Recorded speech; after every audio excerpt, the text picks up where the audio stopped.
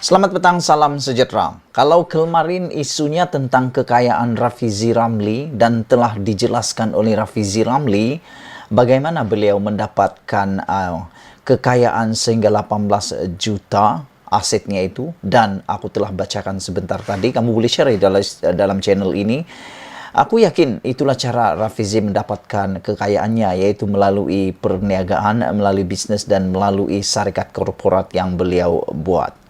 Dan beliau kini mencabar, Rafizi mencabar pula sesiapa yang telah membaca aset tersebut ataupun pengisytiharan harta itu, supaya giliran mereka pula untuk mendedahkan aset mereka. Berani? Tapi hari ini, seperti yang dijanjikan kemarin, Anwar Ibrahim bersama dengan istrinya itu Wan Azizah akan istihar harta mereka. Aku tertanya-tanya dari kemarin sehingga hari ini, karena ada sudah yang mulai menyerang mereka, mengatakan belum ada di dalam portal PKR yang menyatakan berapa harta atau berapa aset Anwar Ibrahim dengan istrinya. Namun hari ini semuanya itu telah terjawab dengan begitu tuntasnya. Anwar telah mengisytiharkan aset bersih lebih RM11 juta. Pengerusi Pakatan Harapan PH Anwar Ibrahim hari ini mengisytiharkan aset bersih sebanyak Rp11.178.667,80. Aku secara pribadi, aku tidak heran dengan kekayaan Anwar Ibrahim sebanyak 11 juta ini. Aku tak heran, karena memang kebiasaan seorang ahli politik mempunyai uang sehingga begini banyak. Tapi yang heran kalau tak nak istihar harta dan tak bayar cukai, lebih menghairankan tak bayar cukai, dan kalau sampai berbilion ringgit, itu yang menghairankan. Saudara-saudara, jadi telah diisytiharkan hari ini dengan muktamad. Anwar Ibrahim kata dia punya 11 juta aset bersih. Pengisytiharan harta itu diisyaratkan atau disyaratkan PKR kepada calon PRU ke-15 mereka dan disiarkan di laman khas calonkeadilan.org. Dokumen pengisytiharan harta Anwar antara lain menyerahkan wang tunai dan simpanan termasuk pelaburan berjumlah RM828.667,83 yang kebanyakannya disimpan di akaun Bank Islam RM354.812,58. Selain itu, aset lain merupakan tanah berserta rumah di Segambut dalam Kuala Lumpur dengan nilai pasaran RM9 juta yang dibeli dengan harga RM4 juta pada 2005 secara tunai hasil jualan unit rumah di Bukit Damansara. Turut disenaraikan tanah di Port Dickson, Negeri Sembilan dengan nilai pasaran RM1 juta yang dibeli pada tahun ini secara tunai yang dinyatakan sebagai hasil jualan rumah di Bukit Damansara. Pada ruangan barang kemas dan kenderaan, tiada aset yang disenaraikan.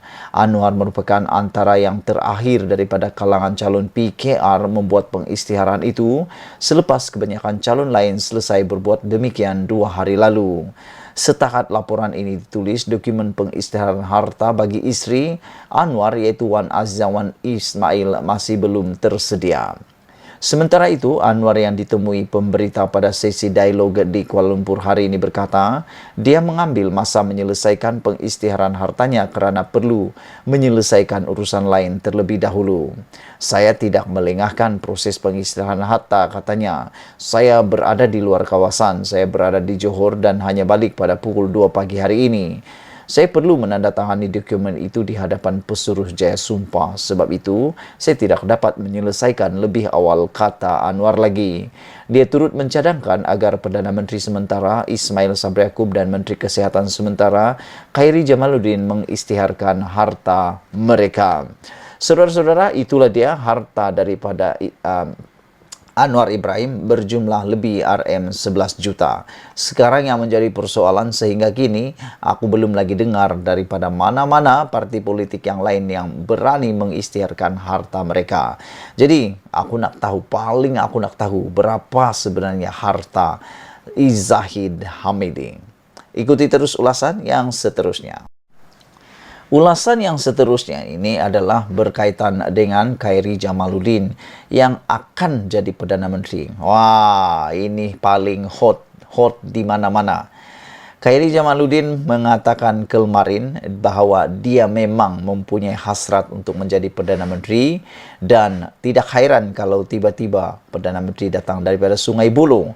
Selain itu, beliau juga berhasrat untuk memimpin UMNO pada masa yang akan datang. Apakah ini adalah teknik untuk memancing undi? Iyalah kan, kalau kita punya calon itu boleh jadi Perdana Menteri, bayangkan, itu satu keuntungan bagi ramai orang. Tapi apabila Ismail nyatakan hari ini KJ layak jadi PM satu masa nanti, itu Ismail Sabri berkata. Tapi dia juga kata sebelum laporan ini, dia kata dia boleh jadi Perdana Menteri, KJ boleh jadi Perdana Menteri, tapi bukan waktu sekarang, kata Ismail Sabri Yaakob.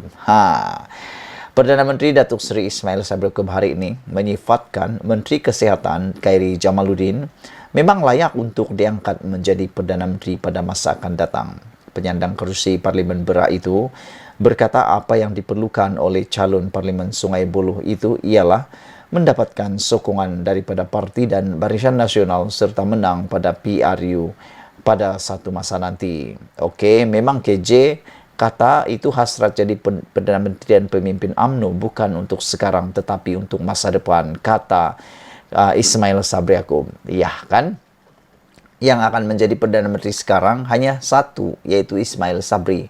Tapi kalau Zahid jadi, macam mana? Itu harap-harapnya tidaklah seperti itu karena yang dijanjikan ialah Ismail Sabri Yaakob. Memang dia layak untuk menjadi Perdana Menteri, kata Ismail Sabri Yaakob merujuk kepada Khairi Jamaluddin, tetapi akan datang. Kalau menang pilihan raya, dapat sokongan daripada parti, tentu saja KJ salah seorang yang layak diangkat sebagai Perdana Menteri satu masa nanti, kata Ismail Sabri Yaakob. Beliau berkata demikian kepada pemberita ketika ditemui selepas Majlis Ramah Mesra. Baik, aku nak tanya kamu semua, siapa yang lebih layak sebenarnya antara bertiga ini? Zahid Hamidi, Ismail Sabri Yaakob, atau KJ yang menjadi Perdana Menteri selepas PRU 15 ini? Aku ulang lagi. Kalau ikut pada permintaan netizen, pada keinginan netizen ini, siapa sebenarnya yang layak menjadi Perdana Menteri di Malaysia selepas PRU 15 kalau ditakdirkan Barisan Nasional yang menang? Adakah Zahid Hamidi atau Ismail Sabri Yaakob atau Khairi Jamaluddin? Tinggalkan komen Anda di ruangan komen ini. Saudara-saudara sekalian, Ismail Sabri berkata demikian ketika mengulas mengenai kenyataan penyandang kerusi Parlimen Rembau itu yang menyurahkan hasrat untuk memimpin UMNO dan seterusnya menjadi Perdana Menteri satu hari nanti. Dalam satu ceramah umum di Taman Saujana Utama Sungai Buloh malam semalam, Khairi dipetik oleh media sebagai berkata sekiranya pengundi Sungai Buloh boleh mengundinya sekaligus memenangi kerusi parlimen itu, beliau bukan hanya akan membela nasib masyarakat di sana, tetapi juga memimpin negara pada suatu hari nanti. Tapi macam potong steam betul lah Ismail Sabri ini. Bagus-bagus sudah Khairi Jamaluddin memancing undi dengan menjual nama Perdana Menteri untuk jadi Perdana Menteri, seperti yang dia kata kalau dia jadi Perdana Menteri beliau akan membela masyarakat di Sungai Buloh.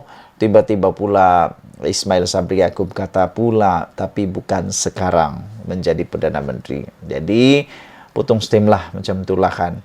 Okey. Apa pendapat kamu semua tentang isu kali ini? Apa pendapat kamu? Adakah Khairi yang lebih layak berbanding Ismail Sabri dan Zahid untuk menjadi Perdana Menteri?